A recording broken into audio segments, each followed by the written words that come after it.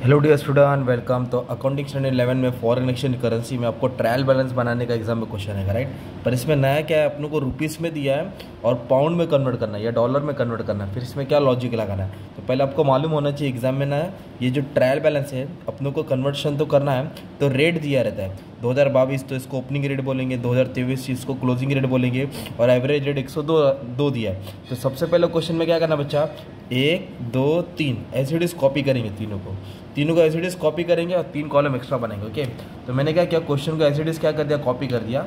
जैसे स्टेटमेंट था ना, सब हमने क्या किया, कॉपी किया। ओके, तो अभी अपने को ओपनिंग रेट कितना दिया बच्चा, ओपनिंग मतलब शुरुआत में ओपनिंग रेट दिया 100, क्लोजिंग रेट कितना दिया 105, क्लोजिंग रेट 105 दिया है, और एवरेज रेट कितना दिया 102, जैसे मैं लिख के रख दिया। और इधर किसका किसका बैलेंस दिया है, आप देख सकते हैं कि फर्नीचर का डायरेक्ट बैलेंस दिया 250 pound receive from head office, 250 pound. तो जो रुपीज़ में है ना, मतलब ये रुपीज़ है, तो इधर भी हम लोग को रुपीज़ का साइन डालना पड़ेगा। ओके, अब इधर क्या करना पड़ेगा, पाउंड की साइन आएगी, किसकी आएगी, पाउंड की साइन डाल दिया। ओके, अभी क्या करना है, इधर जो फर्नीचर का अमाउंट है ना, मतलब ये जो भी अमाउंट है ना, सबको अभी डिवाइड करना है। पहले हम क्या करते थे, डॉलर दिया रहता था तो मल्टीप्लाई करते थे तो इंडियन रुपीज़ में आता था। मतलब डॉलर दिया रहेगा या बाहर का करेंसी दिया रहेगा तो मल्टीप्लाई करते हैं, और रुपीज़ दिया रहेगा ना अपना रुपीज़, उसको डिवाइड करके बाहर की करेंसी लाएंगे। ये लॉजिक है। अब इधर सबसे पहले क्या दिया है, जो बैलेंस दिया है उसको लिख दो।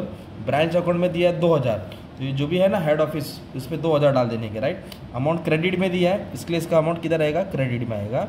और फर्नीचर का बैलेंस कितना दिया, 250। ओके, इधर लिखिए 250 पाउंड लिख दिया। ओके, और बाकी का कुछ लॉजिक दिया नहीं, किसको क्या रेट आएगा। तो अभी हम लोग ने स्टार्टिंग में सीखा था सबसे पहले कि जो ओपनिंग स्टॉक रहता है उसके लिए ओपनिंग रेट आएगा। ओपनिंग स्टॉक के लिए कौन सा रेट आएगा, ओपनिंग रेट। ओपनिंग रेट कितना है, 100।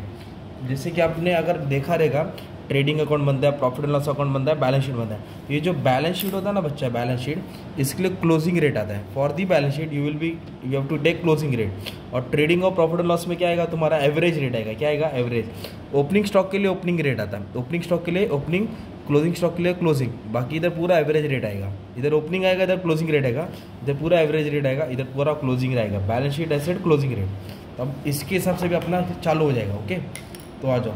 अब ये क्या है, परचेज। तो परचेज ट्रेडिंग अकाउंट में आता है, तो ट्रेडिंग अकाउंट का कौन सा रेट है, एवरेज रेट है, राइट। तो एवरेज रेट कितना है अपना मालूम है, एवरेज रेट 102, तो मैं इधर लिख दूंगा 102।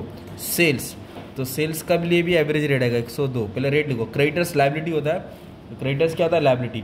तो लायबिलिटी के लिए क्या आएगा, ये बैलेंस शीट है ना, क्लोजिंग रेट 105, क्रेडिटर्स 105।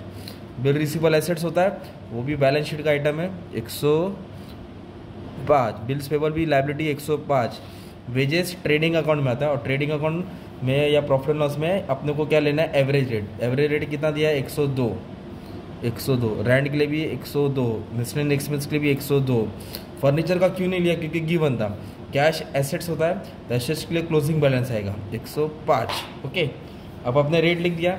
अब क्या करना है, हर अमाउंट को इससे डिवाइड करना है। जैसे 3000 कैल्सी में टाइप करो, डिवाइड बाय 100 लिखो। वापस से बोलता हूँ, 30,000 डिवाइड बाय 100, तो आपको मिलेगा 300 pound.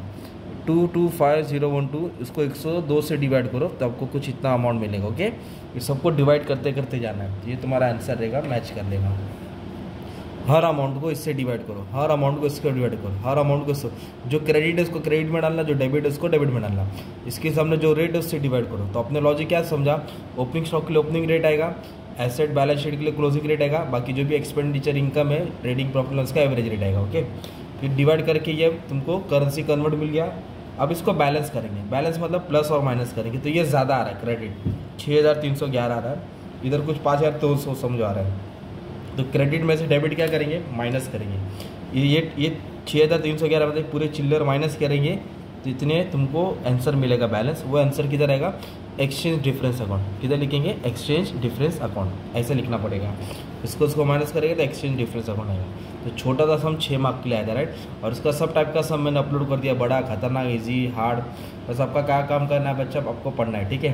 Thank you very much and all the best for exam. बाकी तुम लोग कंप्लीट कर लेना। ओके, ये तुम्हारा क्वेश्चन था, स्क्रीनशॉट लेके रखना तुम लोग सॉल्व करने के लिए। बस दुआ में याद रखना। All the best. ज़्यादा नहीं, कितना 6 मार्क का 7-8 मिनट में हो जाएगा एग्जाम।